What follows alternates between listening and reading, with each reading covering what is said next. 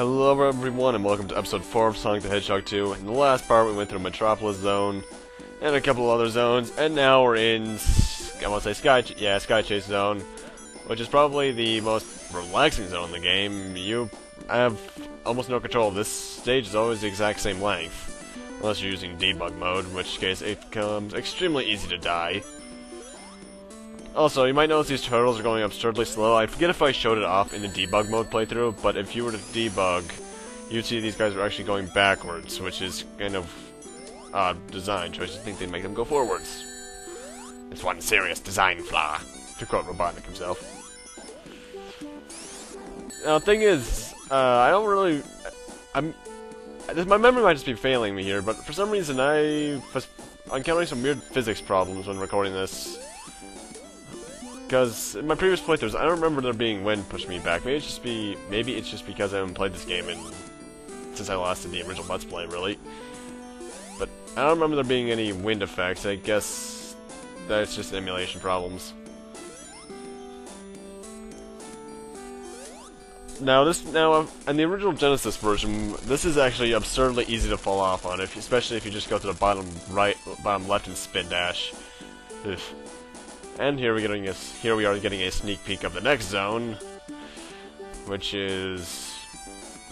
Actually, I'm surprised I didn't show it off. There's something that causes a bit of controversy in that level, because I'm just gonna say it right now, in that level, the name Eggman is on the ship, because Robotnik, or really Eggman, has been called Eggman in Japan since the beginning. He was only called Robotnik over here.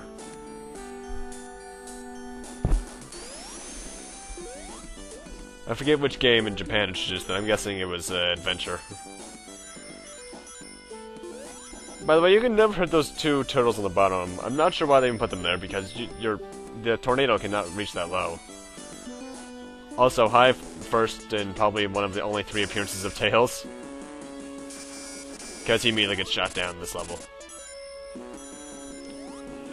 Now, the thing is with this level is that you can take a massive shortcut, which I'm actually going to be taking advantage of in a few minutes, or more like probably 30 seconds or so. Boom! Yeah, there's launchers in this level. You gotta want to remember with those launchers is that if you're holding any direction while you're on them, especially the right on the D-pad, you won't go as far or as fast, which can lead to death later on. I know what happens to me.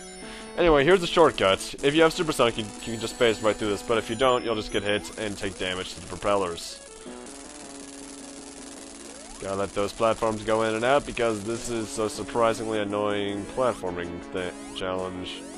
Because I don't remember them going in that fast. Yeah, if you're holding a directional pad, anything other than the D-pad, that'll happen to you on those launchers, which leads to death. Don't do that.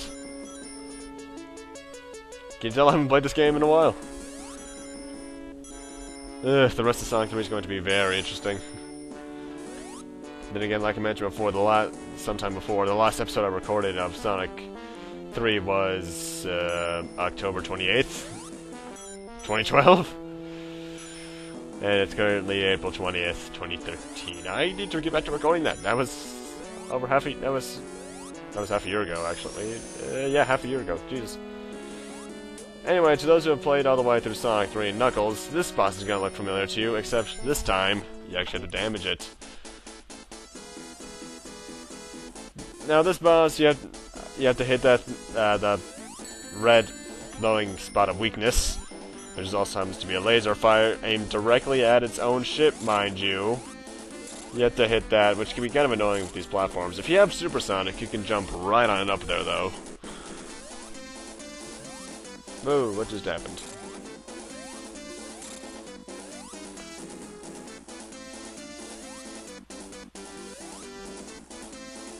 This boss in Sonic 3 actually is more of a breather than anything, because they actually bring up the fact that thing I just brought up a few seconds ago, that it's aimed directly at his own ship. But we'll get to that when we get to that in Sonic 3, whenever I get to recording more. Anyway, before you head on down that pit, which is where Robotnik went, roll over to the right, extra life. Don't ask me how I found that my first time, I did. And now he's escaping to somewhere else. Now, if you're actually Supersonic in this cutscene, you won't be in Supersonic Sprite. You'll be in normal Sonic Sprite glowing yellow. It's an odd little glitch.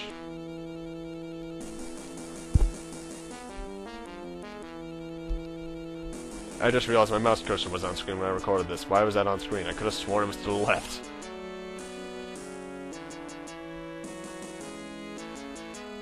Anyway, now Sonic is somehow breathing.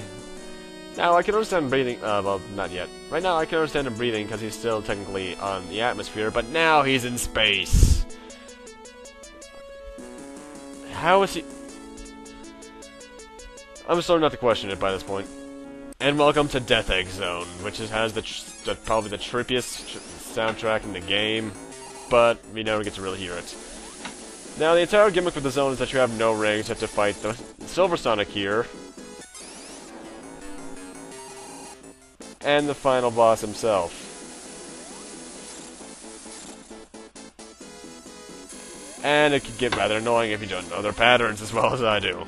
And even then I still died quite a bit to this guy in practice sessions.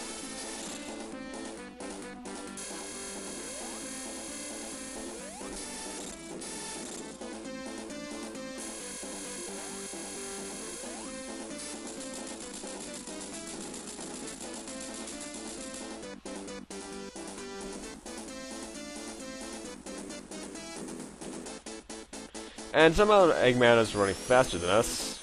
And I completely forgot to talk about Silver Sonic.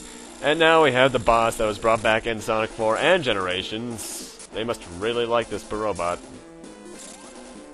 The best times, when you go behind it, you can get 2 free shots, but always wait until his legs are even with each other to hit it at his back. Otherwise, wait until he does this attack so you can hit him once he lands. Like that. By the way, I love this final boss track. It's really short to me, but it's still really awesome. Then again, the entire game's soundtrack is awesome.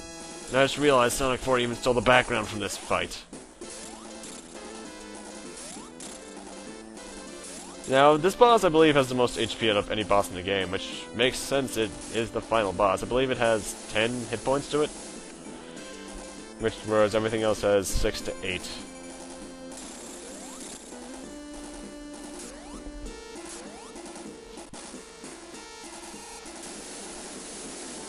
Now, like you saw earlier when I forgot to edit out that death, this place can be rather annoying just because of the no rings, but if you know it as well as I do, it's rather easy. And that's the end of the game. And this is where we see that I'm technically playing a bit of a ROM hack. In the original Sonic the Hedgehog 2, those little ending screens, like the one on screen right now, was in black and white monochrome scale, or technically a grayscale, I guess. But this is the colorized ending ROM hack. All it does is change that, as far as I know. Maybe some physics problems, but I wouldn't know. I'm not into depth into ROM hacking. And this is where we see the real major change in the bad and good endings. In the good ending, when you have all the Chaos Emeralds, Sonic is Supersonic falling down like this, and there's blue eagles, or bald eagles. You can tell this was made by the American studio. But this is the bad ending, which a lot of people see as better because it really shows the bond between Sonic and Tails. And I'll admit, I like it too. And those birds, by the way, are bald eagles in the good ending, only because if they were bluebirds still, they'd be super birds because they share the same color palette as Sonic.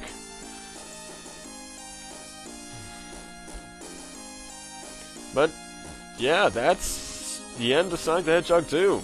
Or, let's replay Sonic the Hedgehog 2, really. And the end of the Sonic the Hedgehog 2 on this channel overall. And I gotta say, this is still a fantastic game. Music is still holds up to this day. Speed is much better than Sonic 1, which I had just finished recording when I originally started this Let's Play, actually. And the fun factor, it still holds true to this day. This is actually... I don't think I brought it up even in the original Let's Play, but Sonic the Hedgehog 2 and 3 were some of the very first games I ever played, up there with Mario Brothers, Ocarina of Time, Final Fantasy VII, A Link to the Past, and Mega Man X. And I gotta thank them so much, because without these, I probably would not even be on this channel. I'd probably be playing sports. Ugh. But instead, I'm just an extreme introvert. lose-lose situation to me. But as a game itself, Sonic 2, I recommend, if you're a fan of platformers at all, I highly recommend this game. It's the highest selling Sonic the Hedgehog game of all time for a reason. And I'm including all releases. Not even Sonic 1, with its extensive ports, has sold as much overall as this. And luckily it has no GBA part that absolutely sucked. Sonic Genesis, I'm looking at you still.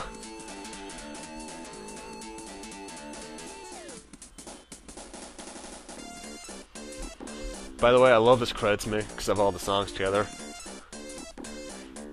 Also, I might as well mention this now. The game that is very infamous for being very bad, Sonic the Hedgehog 2006, Sonic Story's credit song is actually a remix of that ending song that was playing when Sonic was falling. I'm not sure why they chose to bring that back of all songs, but they did. Then again, the soundtrack is one of the only good things about Sonic 06. Besides the scene when Shadow Roundhouse is silver. I can watch that for hours.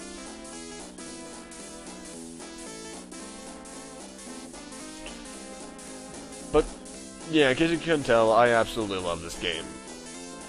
So many memories with it, and there probably are going to be more in the future. I just can't recommend this game enough to you guys. Although I will say that it's not my favorite Sonic the Hedgehog game of all time, nowhere near close. There is one other game that's much better to me, and that's Sonic the Hedgehog 3 and Knuckles. Thank you guys for watching, rate, comment, subscribe, all that kind of stuff, and I will see you guys next Let's Play, whatever that may be. One redo done, a few more to go. See you guys then.